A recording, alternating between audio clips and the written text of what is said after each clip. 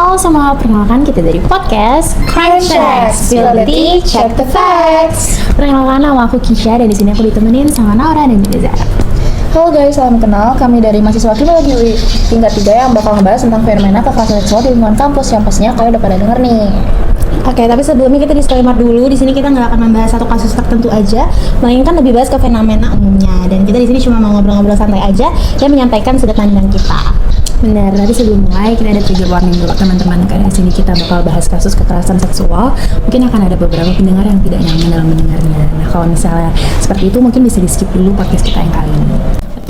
Let's check it out. Tahu gak sih guys, kalau dari fenomena kekerasan di lingkungan kampus itu banyak banget tahu teman-teman kita yang jadi korban, terus juga kayak banyak juga dari teman-teman kita yang berani buat speak up gitu. Nah, dari yang kita tahu juga kan kalau misalnya penyebaran informasi kayak gini tuh kayak cepet banget ya kalau di media baru. Contohnya kayak gimana tuh, Kis? Kayak misalnya kita kayak bisa nge-repost, nge-like atau komen sama konten-konten yang ada di media sosial dengan mudahnya kan. Nah, bahkan ya saking kayak cepat penyebaran berita atau kayak informasi di medsos tuh, kan kita kenal ya, pasti kalian semua pada dengar juga nih istilah-istilah kayak no viral no justice, yang nunjukin kalau misalkan orang-orang itu bahkan lebih percaya buat ngelaporin kasusnya ke media sosial biar kayak pelakunya tuh dapat sanksi sosial yang cepat gitu dibandingkan mereka ngelapor langsung misalkan kayak ke pihak fakultas atau kampus atau kayak bahkan ke aparat. Iya, gue sering lihat juga tuh, sering lewat di TL yang kayak do your magic, betul banget. Dan belakangan itu kayak banyak juga nih kasus kayak yang nyorot kekerasan seksual di lingkungan kampus, dan hal itu dilakuin kayak di grup chat terus di platform media sosial lainnya juga gitu sama orang-orang ini, dan ini tuh termasuk salah satu bentuk KBGO ya guys. Menarik, mungkin bisa dijelasin juga kali ya KBGO itu maksudnya. Lalu, jadi kalau misalnya kita masuk nih ke penjelasan SafeNet tahun 2019, KBGO atau kayak kepanjangan tentang kekerasan berbasis gender online ini adalah bentuk kekerasan berbasis gender yang terjadi atau difasilitasi lewat teknologi dan di ruang digital. Betul. Nah, ini tuh jadi penting banget ya karena masih ada miskonsepsi juga di masyarakat yang mikir tuh KS itu harus cuman bisa terjadi lewat kontak fisik aja. Padahal ya kalau misalkan kita lihat penjelasannya Basil tahun 2014, KS itu adalah tindakan seksual yang dilakukan atau diupayakan ya basically tanpa persetujuan atau konsen gitu. Dan bentuknya ya bisa tanpa kontak fisik, misalkan kayak rekam video atau ngambil gambar tanpa persetujuan, pelecehan verbal, atau juga yang kayak baru-baru ini tuh kayak deepfake AI. Bener tuh. Nah, bentuk kekerasan seksual juga sering terjadi nggak sih lewat candaan, sering banget kan di organisasi. Nah, kalau hal itu disebut dengan jadi kayak Apa tuh? jadi menurut Curry tahun 1991, istilah itu ngerujuk di mana kayak obrolan di circle khususnya laki-laki nih ya, yang kelihatannya tuh kayak bercanda, tapi isinya tuh kayak merendahkan perempuan, terus kayak menormalisasi melecehkan perempuan dan mengobjektifikasi perempuan. Nah, tapi disclaimer lagi ya teman-teman, kayak kita di sini nggak menutup kemungkinan sama sekali kalau KS itu bisa terjadi di mana aja, kapan aja, dan oleh siapa aja ke siapa aja gitu. Tapi based on facts, di mana kita juga nemu hasil penelitian nih dari Bulut dan Kardi tahun 2025 yang menemukan kalau misalkan 95,8% korban kekerasan seksual di media sosial itu ya perempuan. Makanya kan sering banget ya kalau dibilang tuh perempuan tuh jatuhnya lebih rentan karena ya data-data seperti ini juga udah menunjukkan. Tapi yang bikin miris ya, ketika kasusnya muncul, orang-orang tuh justru fokus pada kayak apa yang korban pakai, apa yang korban lakuin, siapa korbannya. Nah, ini tuh menurut gue tuh termasuk dalam victim blaming ya, karena kan mau apapun perilaku yang dilakuin, apapun pakaian yang dia pakai, itu tuh kayak it has nothing to do dengan alasan dia untuk dilecehkan. Harusnya fokusnya tuh pada tindakan perilakunya ini aja dan ketiadaan konsen pada hal tersebut. Ya basically harusnya ke pelakunya lah ya. Betul. Tapi ada juga tau fenomena lain dari kasus ini. Jadi gue pernah scroll TikTok kan, terus ada dia tuh nge-live gitu loh, dia tuh kayak seolah-olah ngebahas dan peduli tentang kekerasan seksual yang saat ini kayak saat baru-baru terjadi gitu. Tapi orang itu malah fokus kayak ternyata penontonnya banyak banget ya, dan dia tuh kayak keceplosan gitu ngomong ke teman-temannya, terus kayak dia juga buka open gift gitu. Itu kan kayak aduh gitu kan. Dari untung ya. Betul banget. Dan dengan namanya kasus kan dia jadi naikin engagement dia, terus juga akunnya jadi banyak yang follow, likes dan segala macam. Nah, kalau dari media baru ini tuh disebut sebagai performative activism. Kayak gue baru first time deh dengar itu, boleh dijelasin kali ya Jar? Mungkin kita tarik sedikit juga nih dari penelitiannya Wellman tahun 2022, di mana performative activism itu kayak ketika orang tuh kayak seolah-olah nunjukin kepedulian mereka, terus kayak segala sesuatu tentang isu-isu di media sosial lah, tapi sebenarnya tuh mereka cuma buat mendapatkan perhatian aja, buat naikin engagement mereka, dan juga kayak validasi malah buat dari orang-orang lain. Tapi sebenarnya ini tuh membuka potensi kejahatan baru sih, karena dengan viralnya kasus ini dan orang-orang yang kepo nih nyari-nyari kayak video ataupun foto korban-korban KS atau video KS itu kayak gimana, ini tuh bisa membuka peluang bagi orang-orang yang ingin melakukan kejahatan, dan mereka bisa aja naruh judul kayak foto atau video korban KS terus nanti ngasih link, dan ya kan we never know kalau misalnya yang dipakai itu tuh justru kayak link phishing dan bisa berpotensi untuk menghacking gawai-gawai yang membuka link tersebut. Betul banget sih. Apalagi yang buka kayak yang kelompok rentan gak sih, kayak orang tua atau kayak nggak tahu masalah ini gaptek gitu Iya, jadi benar-benar. bilangnya. Nah, berhubungan kayak muncul kasus baru-baru ini nih, kasus-kasus KS belakangan ini, kita tuh sering lihat kan, dan muncul juga nih istilah baru yaitu enabler, guys.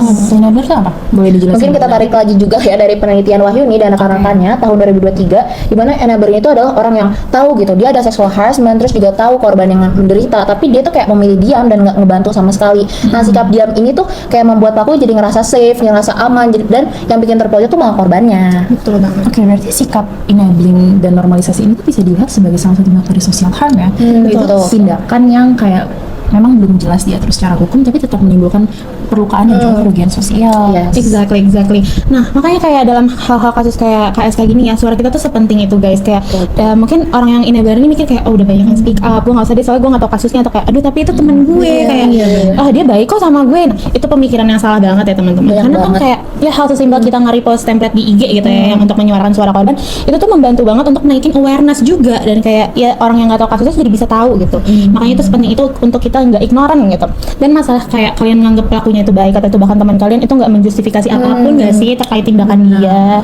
Oh iya, dan gue juga sempat baca kalau misalnya reaksi masyarakat terhadap kasus yang viral di media sosial ini tuh sebenarnya terbagi jadi dua kubu nggak sih? Kayak ada yang kontra dan mikirnya kayak, oh ya udah itu kan cuma di ruang chat aja, harusnya yang nyebarin dong yang salah.